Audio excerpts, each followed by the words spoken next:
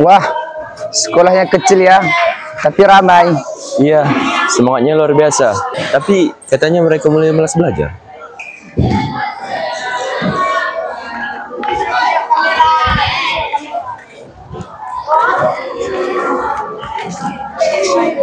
Selamat datang. Mungkin kalian bisa bantu saya menyalakan semangat mereka lagi.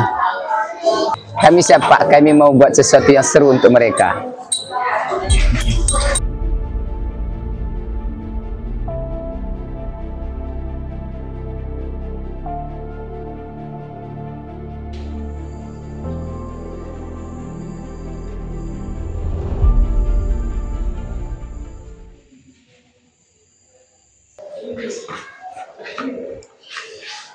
Kalau kita bikin alat belajar dari barang bekas gimana?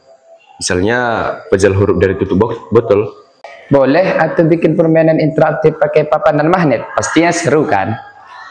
Yang penting anak-anak bisa belajar sambil bermain. Itulah cara yang indah dalam menanam ilmu.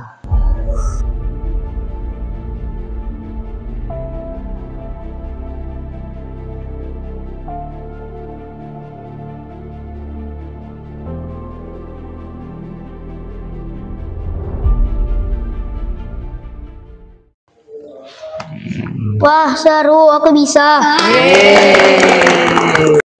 Oke semua, kita di sini memiliki puzzle huruf. Jadi yang bisa jawab boleh maju ke depan.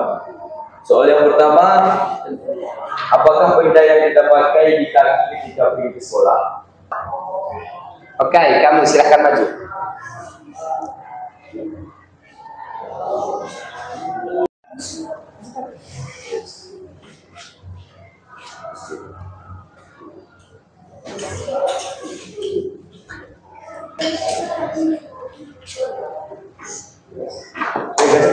Iya.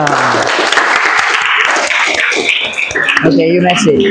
Oke, dan soal yang terakhir, apakah alat yang kita gunakan ketika menulis? Oke, you maju ke depan.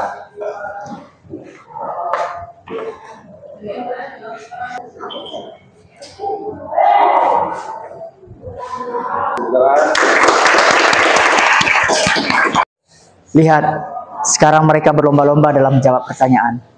Kadang kita nggak perlu hal besar untuk membuat perubahan. Cukup niat dan sedikit kreasi. Betul, dari hal kecil inilah generasi muda hebat lahir.